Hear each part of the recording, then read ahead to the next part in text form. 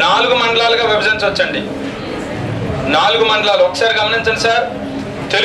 తెలుగు భాష మాట్లాడే ప్రాంతాన్ని 4 మండలాలుగా విభజించవచ్చు. మాండలిక భాష మనకు అవుతుంది. ఈ మాండలిక భాషలో భాగంగా తెలుగు భాష మాట్లాడేటువంటి ప్రాంతాన్ని 4 మండలాలుగా వర్గీకరించిన వారు ఎవరు సార్ అని అడిగితే బద్రిరాజు కృష్ణమూర్తి అండి. ఎవరు సార్? బద్రిరాజు కృష్ణమూర్తి గారు ఈ తెలుగు మాట్లాడినటువంటి ప్రజల్ని 4 మండలాలుగా వర్గీకరించడం జరిగింది. ఈ 4 మండలాలు ఏవి సార్ అని అడిగితే 1 పూర్వ మండలం, 2 మధ్య మండలం, 3 దక్షిణ మండలం సార్, దక్షిణ మండలం, 4 ఏది సార్ అని అడిగితే ఉత్తర మండలం అని మనం చెప్పుకోవడం జరుగుతుంది. చాలా చాలా ఇంపార్టెంట్ బిట్ సార్. ఖచ్చితంగా ఇందులో నుంచి మనకి 2 బిట్లు వచ్చే అవకాశం ఉంది. ఈ మాండలికం నుంచి మనకు వస్తాయి బిట్లు. ఇక్కడ భాషా రూపాల్లో చాలా చాలా ఇంపార్టెంట్ ఇదే. భాషా రూపాల్లో మాండలిక భాషే. ఈ మాండలిక భాష కోసం మనం చూసినట్లయితే తెలుగు మాట్లాడినటువంటి ప్రజల్ని 4 మండలాలుగా వర్గీకరించిన వారు ఎవరని అడుగుతాడు బద్రిరాజు కృష్ణమూర్తి అని మనం చెప్పుకోవాలి. 1 పూర్వ మండలం, 2 మధ్య మండలం, 3 దక్షిణ మండలం, 4 ఉత్తర మండలం అని మనం చెప్పుకోవడం జరుగుతుంది. ఈ మండలాల్లో భాగంగా పూర్వ మండలంలో ఎన్ని జిల్లాలు ఉన్నాయని అడుగుతాడు 3 ఉన్నాయి సార్. అదేవిధంగా మధ్య మండలంలో ఎన్ని జిల్లాలు ఉన్నాయని అడుగుతాడు 4 ఉన్నాయి. అదేవిధంగా దక్షిణ మండలంలో ఎన్ని జిల్లాలు ఉన్నాయని అడుగుతాడు సార్ 6. ఉత్తర మండలంలో 10 జిల్లాలు ఉన్నాయి. 10 + 6 16 + 4 20 + 3 23. అంటే మన తెలంగాణ ఆంధ్రదేశం నుంచి తెలంగాణ విడిపోక ముందు 23 జిల్లాలు కలిసి ఉండేవి కదా. అంటే తెలుగు ప్రజలందరూ కూడా కలిసికట్టుగా ఉన్నటువంటి ఆంధ్రప్రదేశ్లో ప్రజలు మాట్లాడినటువంటి భాష తెలుగు. ఆ తెలుగు భాష మాట్లాడినటువంటి ప్రజలను 4 మండలాలుగా ఎవరు వర్గీకరించారు సార్ అని అడిగితే బద్రిరాజు కృష్ణమూర్తి గారు. ఈ మాండలికాల విభజనే అద్భుతం అన్నమాట. ఈయన చాలా చక్కగా వివరించారు. ప్రతి ప్రాంతం మీద ఏ భాషా ప్రభావం ఉంది కూడా వివరించడం జరిగింది. అందులో భాగంగా సార్ పూర్వ మండలం, ఈ పూర్వ మండలంలో ఎన్ని జిల్లాలు ఉన్నాయని అడిగితే 3 జిల్లాలు ఉన్నాయమ్మా.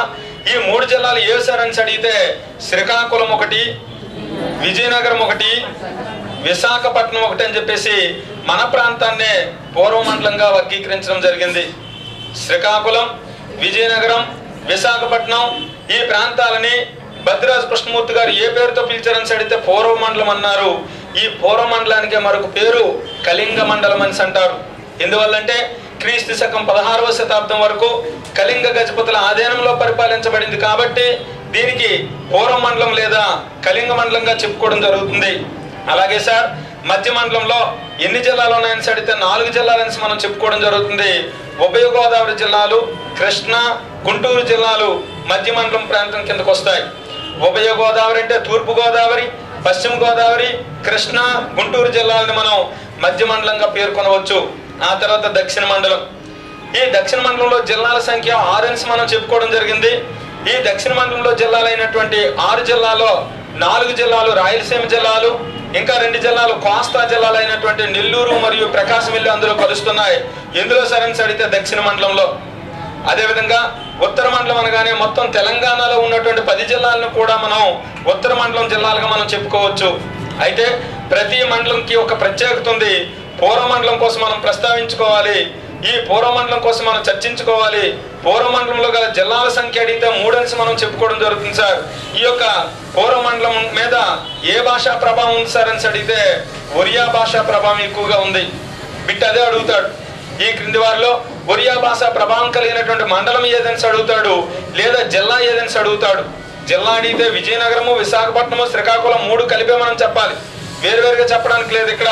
కాబట్టి ఈ పూర్వమండలం కోసం మనం గమనించినట్లయితే ఈ పూర్వమండలం గల జిల్లాలని ఎన్ని జిల్లాలు ఉన్నాయి సార్ అని అడిగితే 3 ఉన్నాయి. విజయనగరం, విశాఖపట్నం మరియు శ్రీకాకుళం అని మనం చెప్పుకోవడం జరుగుతుంది. అయితే ఇక్కడ మనం గమనించినట్లయితే ఈ పూర్వమండలానికి చెందినటువంటి ప్రత్యేకమైనటువంటి పదజాలం ఉంటుంది. ఈ ప్రత్యేకమైనటువంటి పదజాలాన్నే మాండలిక పదాలు అంటారు. అంటే పూర్వమండలంలో కనిపిస్తున్నటువంటి మాండలిక పదం ఏదని అడుగుతాడు సార్. కేవలము అవి మన ప్రాంతానికి మాత్రమే చెందుతాయి, ఇతర ప్రాంతాలకు చెందవండి. కేవలం మన ప్రాంతానికి మాత్రమే చెందినటువంటి పదాలు. ఆ పదాలని ఇతర ప్రాంతాల్లో కానీ మనం వాడినట్లయితే వాళ్ళకి అర్థం కాదు, అది విచిత్రంగా ఉంటాయి. అలాంటి పదాలు ఏవి సార్ అని అడిగితే కేవలము పూర్వమండలానికే చెందినటువంటి మాండలిక పదాలు ఏవి సార్ అని అడిగితే బొగత. బొగత అనే పదానికి అర్థం ఏంటి సార్ అని అడిగితే యజమాని అని మనం చెప్పుకోవడం జరుగుతుంది. అదేవిధంగా మన ప్రాంతంలో మనం చూసినట్లయితే మన ప్రాంతానికి చెందినటువంటి మాండలిక పదాలు కానీ మనం చూసినట్లయితే సార్ మనం కలుపు అనేటటువంటి పదాన్ని, కలుపు అనే పదాన్ని మనం గాబు అనేటటువంటి పదంగా వాడడం జరుగుతుంది. మనకు బిట్టే విధంగా అడుగుతాడంటే కలుపుకు బదులుగా గాబు అనే పదాన్ని ఏ మండల ప్రజలు వాడతారని చదువుతాడు పూర్వమండలం. అంటే పొలాల్లో వరి చేల్లో మనం ఆ కలుపుని మనం ఏమంటారు సార్? గాబు అని అంటారు. ఈ గాబు అనేది కేవలం మన ప్రాంతానికి చెందిందే. మీరు నిజంగా వ్యవసాయ కుటుంబం అయితే ఖచ్చితంగా ఈ పదాన్ని వినే ఉంటారు. ఒరే గాబుదేతకి ఎంతమంది వెళ్ళారు, గాబుదేత అయిపోయిందా లేదా, ఇవన్నీ కూడా మన మండలానికి సంబంధించినటువంటి మాండలిక పదము గాబు. కలుపుకు బదులుగా గాబు అని ఎక్కడ వాడతారని చదువుతాడు? పూర్వమండలం అని మనం చెప్పుకోవాలి. అదేవిధంగా పశువులు, ఈ పశువులకు బదులుగా సొమ్ములు అనే పదము మన ప్రాంతంలో ఎక్కువగా వాడటం జరుగుతుంది. మనం వెళ్ళిపోయి తెలంగాణలో సొమ్ములిప్పవా అని అనగానే విచిత్రంగా చూస్తారు వాళ్ళు, అంతే కదా. సొమ్ములు అనేది కేవలం మన ప్రాంతానికి సంబంధించిందే. సొమ్ములు, పశువులకు బదులుగా సొమ్ములు అనే పదము ఏ ప్రాంతంలో వాడతారని అడుగుతాడు. ఇది పూర్వమండలానికి మాత్రమే చెందుతుంది. అర్థమవుతుందా సార్? ఖచ్చితంగా బిట్టాడిగే విధానం ఏంటంటే ఈ క్రింది వాటిలో ఏ ప్రాంతంలో పశువులకు బదులుగా సొమ్ములు అంటారని అడుగుతాడు. ఒరే సొమ్ములు ఇప్పిస్తారా ఈరోజు, సొమ్ములు వచ్చాయా? సొమ్ములు అనగానే మిగతా ప్రాంతంలో నగలు, ధనము అనేటటువంటి అర్థంలో వాడుతారు, కానీ మన ప్రాంతంలో పశువులకు వాడుతారు అనమాట. పశువులనే సొమ్ములు అనేసి ఏ ప్రాంతంలో వాడుతారని అడుగుతాడు పూర్వమండలం. అదేవిధంగా కలుపుకు బదులుగా గాబు అని ఏ ప్రాంతంలో వాడతారని అడుగుతాడు, అడిగితే పూర్వమండలం. అదేవిధంగా కంచె, కంచెకు బదులుగా మన ప్రాంతంలో ఎలుగు అంటారు. ఎలుగు, కంచెకు బదులుగా ఎలుగు అనే పదాన్ని ఏ ప్రాంతంలో వాడతారని అడుగుతాడు సార్? ఖచ్చితంగా పూర్వమండలానికి సంబంధించిందే. అదేవిధంగా తూము, ఈ తూముకు బదులుగా మధుమ అనేటటువంటి పదాన్ని ఎక్కడ వాడతారని అడుగుతాడు పూర్వమండలం. తూము అంటే మధు. మధు అంటే సార్ పెద్ద కాలువలో నుంచి, మీరే చిన్న కాలువ ఉంటుంది కదా, చిన్న కాలువలో నీరు వదిలినప్పుడు ఒరే మధు వదిలారా, మధు వదిలారా అనేసి మనం వినే ఉంటాం. మన ఖచ్చితంగా వ్యవసాయ కుటుంబంలో చాలా మంది ఉండి ఉంటారు. మధు వదిలారా అనేసి అంటారు. మధు వదలడం అంటే ఏంటి? పెద్ద బట్టిలో నుంచి చిన్న కాలంలోకి నీరు వదులుతారు కదా, దాన్ని అసలు రూపం ఏదంటే తూము అనాలి, కానీ దాన్ని మనం మధు అంటున్నాం. కంచె, కంచె అనాలి. ఏదైనా పంట నష్టపోకుండా చుట్టూరుగా పెట్టేదాన్ని కంచె అనాలి, కానీ మనం ఎలుగెట్టామని అంటాం. అదేవిధంగా పశువులని పశువులు అనేసి అనాలి, కానీ సొమ్ములు అనేసి అంటాం మన ప్రాంతంలో. అదేవిధంగా కలుపుని కలుపు అనేసి అనాలి, కానీ గాబు అనేసి అంటాం. బిట్టడిగే విధానం ఏంటి సార్ అంటే ఖచ్చితంగా ఏమడుగుతాడు సార్ అని అడిగితే కలుపును గాబు అని ఏ ప్రాంతంలో అంటారని అడుగుతాడు, లేదా పశువులను సొమ్ములని ఏ ప్రాంతంలో అంటారని అడుగుతాడు, కంచెని ఎలుగని ఏ ప్రాంతంలో అంటారని అడుగుతాడు, తూమును మధు అని ఏ ప్రాంతంలో అంటారని అడుగుతాడు. ఖచ్చితంగా ఏదండి పూర్వమండలం అని మనం చెప్పుకోవచ్చు. అదేవిధంగా గొల్లెం, ఈ గొల్లెంని గొలుసు లేదా గెడ అంటాం. ఒరే అలా గెడెట్రా లేకపోతే గొలుసెట్రా అని అంటాం. గొలుసెట్రా, గెడెట్రా, మనకి ఏది అయిపోయినట్టు ఉంది ఇక్కడ. గొలుసు లేదా గెడ దేనికి బదులుగా అండి? గొల్లెంకు బదులుగా. ఈ గొల్లెంకు బదులుగా గొలుసు, గెడ అనేటటువంటి పదాలు ఏ ప్రాంతంలో వాడతారని అడుగుతాడు సార్? పూర్వమండలం. ఒకసారి గమనించండి, ఇవి కేవలము పూర్వమండలానికి చెందినటువంటి మాండలిక పదాలు. బిట్టు రెండు రకాలుగా ఇవ్వచ్చండి. పశువులకు బదులుగా సొమ్ములని ఏ ప్రాంతంలో వాడతారని చెప్పవచ్చు, లేదా ఇవేవి ఇవ్వకున్నా ఇక్కడ మనకి గాబు, సొమ్ములు, ఎలుగు, మధం, గొలుసు లేదా గెడ అనేవి ఏ ప్రాంతానికి చెందినటువంటి మాండలిక పదాలని అడుగుతాడు? పూర్వమండలానికి చెందినటువంటి మాండలిక పదాలు. పూర్వమండలం అంటే కేవలము విజయనగరం, విశాఖపట్నము, శ్రీకాకుళం జిల్లా ప్రజలు మాట్లాడినటువంటి ఈ మాండలిక పదాలని మనం చెప్పుకోవచ్చు. అదేవిధంగా మన ప్రాంతంలో మనం చూసినట్లయితే దూరానికి బదులుగా అల్లక్కడ, దగ్గరకు బదులుగా ఇల్లెక్కడ కదా, ఆ పదాలు ఎక్కడ వాడతారని అడిగితే పూర్వమండలం. గతంలో అడిగాడు దీన్ని. దూరానికి బదులుగా అల్లక్కడని, దగ్గరకు బదులుగా ఇల్లెక్కడని ఏ ప్రాంతంలో వాడతారని అడిగాడు పూర్వమండలం. ఒరే తెలుగు స్టడీ సర్కిల్ ఎక్కడరా ఉందని అడిగితే మీరు దగ్గరలో ఇల్లు ఎక్కడైనరా, దూరానికి అల్లక్కడరా బాబు అని అంటాం.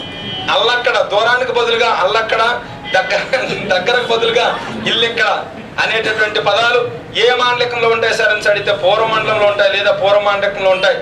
అదేవిధంగా మనలందరూ కూడా లకారానికి బదులుగా నకారాన్ని ఎక్కువగా వాడటం జరుగుతుంది. మూడు లాంతర్లు అనంటారా బాబు అంటే మూడు నాంతర్లు అంటారు. మూడు నాంతర్లే వాడు మూడు లాంతర్లు అంట. మరి అడ్రస్ అడిగితే మూడు లాంతర్ల దగ్గర ఉందిరా తెలుగు స్టడీ సర్కిల్, మూడు నాంతర్లు. మూడు నాంతర్లు కాదండి, లాంతర్లు. లకారం బదులుగా నకారం అనే పదము ఏ ప్రాంతంలో వాడతారు సార్ అని అడిగితే మన పూర్వమండలంలో వాడతారు. దూరానికి బదులుగా అల్లక్కడ అని, దగ్గరకు బదులుగా ఇల్లెక్కడ అనేటటువంటి పదాలు ఏ ప్రాంతంలో వాడతారని అడిగితే ఏదండి? పూర్వ మండలంలో గల జిల్లాల సంఖ్య అడిగితే 3. అలాగే సార్ మనం గమనించినట్లయితే ఈ పూర్వ మండలంలో మనం చూసినట్లయితే లకారానికి బదులుగా నకారం వాడతారని మనం చెప్పుకోవడం జరిగింది. లకారానికి బదులుగా ఎక్కువగా నకారం వాడతారు ఎక్కువగా. అదేవిధంగా ఈ పూర్వ మండలం మీద ఏ భాషా ప్రభావం కలదు సార్ అని అడిగితే ఒరియా భాషా ప్రభావం కలదు. అదేవిధంగా ఈ పూర్వ మండలానికి సంబంధించినటువంటి కొన్ని మాండలిక పదాల కోసం మనం ఇప్పుడు చెప్పుకోవడం జరిగింది. ఏంటి సార్ ఆ మాండలిక పదాలని అడిగితే కలుపుకు బదులుగా గాబని, పశువులకు బదులుగా సొమ్ములు అని, అదేవిధంగా ఇంకేం చెప్పాను సార్? తూముకు బదులుగా మధుమని, కంచికి బదులుగా ఎలుగని. ఈ పదాలన్నీ కూడా ఏ ప్రాంతంలో వాడతారని అడిగితే పూర్వ మండలంలోని ప్రజలు వాడినటువంటి భాష. అదేవిధంగా ఈ పూర్వ మండలం ఉంది కదా, ఈ పూర్వ మండలం మీద ఏ భాషా ప్రభావం ఉంది అని అడుగుతాడు. మనకు చూడండి, ఇండైరెక్ట్ గా తెలుగు భాష మీద ఇతర భాషా ప్రభావాలు అని టాపిక్ ఉంది 4వది. ఆ 4వది ఇండైరెక్ట్ గా ఇక్కడ కవర్ అవుతుంది చూడండి. ఈ పూర్వ మండలం మీద ఏ భాషా ప్రభావం ఉంది సార్ అని అడిగితే ఒరియా భాషా ప్రభావం ఉంది. ఒరిస్సా కాదు, ఒరియా భాషా ప్రభావం ఉంది. ఎందువల్ల సార్ అంటే మన యొక్క పూర్వమండలం జిల్లాలు అయినటువంటి విజయనగరం కానీ, శ్రీకాకుళం కానీ, విశాఖపట్నం కానీ ఒరిస్సా రాష్ట్రానికి సరిహద్దులుగా ఉండడం వల్ల వారి యొక్క పదాలు కూడా వచ్చి మన మండలికంలో కలిసి మన తెలుగు పదాలుగా చలామణి అయినటువంటి పదాలు కూడా ఉన్నాయి. అందువల్ల ఇక్కడ ఈ క్రింది వాటిలో ఒరియా భాషా పదం ఏదని అడుగుతాడు. ఆ పదాలు చూడండి, ఎన్నోటి వచ్చే మనం చూడండి. ఇందాక బొగత మనం ఎందులో మాండలిక పదంలో చెప్పుకున్నాం కానీ కాదు, అది ఒరియా భాషా పదం సార్. బొగత అనగానే యజమాని అని మనం చెప్పుకోవచ్చు. కొన్ని ప్రాంతాల్లో బొగత అని అంటారు. బొగత. అదేవిధంగా సార్ బోగట్ట ఏ భాషా పదం అని అడుగుతాడు. ఒరియా భాషా పదాలు సార్. తెలుగు భాషలో వచ్చి చేరినటువంటి ఒరియా భాషా పదాలు ఏవని అడుగుతాడు. మనం కూడా అంటాం ఏంట్రా బోగట్ట, ఏంటి బోగట్ట అని అంటాం. బోగట్ట అంటే ఏంటండి? సమాచారం. ఈ అర్థాలు అడగడండి, అర్థాలు కాదు ఇక్కడ మనకి ఇంపార్టెంట్. ఇది బొగత అనేది ఏ భాషా పదము, బోగట్ట అనేది ఏ భాషా పదం అని అడుగుతాడు. బొగత అనేది ఏ భాషా పదం సార్ అని అడిగితే ఒరియా భాషా పదం సార్. బోగట్ట అనేది ఏ భాషా పదం అని అడిగితే ఒరియా భాషా పదం. అదేవిధంగా సార్ బేబీ అనేది ఒరియా భాషా పదం. తెలుగు కాదంటే అది. బేబీ అంటే అసలు రూపం ఏంటి? కుక్క సార్. బేబీ అనే పదం మీరు విని ఉంటారు సార్. మన అంతా విజయనగరం కాబట్టి నేనైతే విన్నాను సార్. మా అమ్మమ్మ గారు అనేవారు, ఒరే గుంటడా బేబుని పుట్టరా గేట్ వేయరా అనేసి. నిజం, నా చెవులతో నేనే విన్నాను. ఎందుకంటే నన్నే అనేవారు మా మామగారు, ఒరే గుంటడా కుక్క వచ్చేస్తుంది. కుక్క కాదు, బేబీ వచ్చేస్తుంది అనేవారు. కుక్క అంటే బాగున్నాం, బేబీ. ఇప్పుడు కూడా చాలా ప్రాంతాల్లో మన మాండలికంలో మనం గమనించినట్లయితే మన యొక్క 3 జిల్లాల్లో ఏదో ఒక ప్రాంతంలో నిరక్షరాస్యులైనటువంటి ముసలివాళ్ళు చూసినట్లయితే ఇప్పటికీ కూడా బేబీ అని అంటారు. చాలా ఇంపార్టెంట్ బిట్ సార్ ఇది. బేబీ అనేది ఏ భాషా పదం అని అడుగుతాడు. ఒరియా భాషా పదం సార్. ఇది ఒరియా భాషా పదం. చూడండి, ఇక్కడ బొగత అనేది ఒరియా భాషా పదం, బోగట్ట అనేది ఒరియా భాషా పదం, బేబీ అనేది ఒరియా భాషా పదం. అదేవిధంగా పైని లేదా పన్నె ఏదండి? దువ్వెన్ని పైని లేదా పన్నె అంటారు. ఒరే పైన ఎక్కడ ఇట్టవరా? పైన కిందన కాదు. ఇక్కడ ఆన్సర్ కానీ చూసినట్లయితే పైనేది కిందనేది కాదండి. పైన లేదా పన్నె అంటే దువ్వెన్న పైన అంటారు సార్ మన ప్రాంతంలో. అదేవిధంగా సార్ కోనారి అనేది ఏ భాషా పదం అని అడుగుతాడు. ఒరియా భాషా పదము.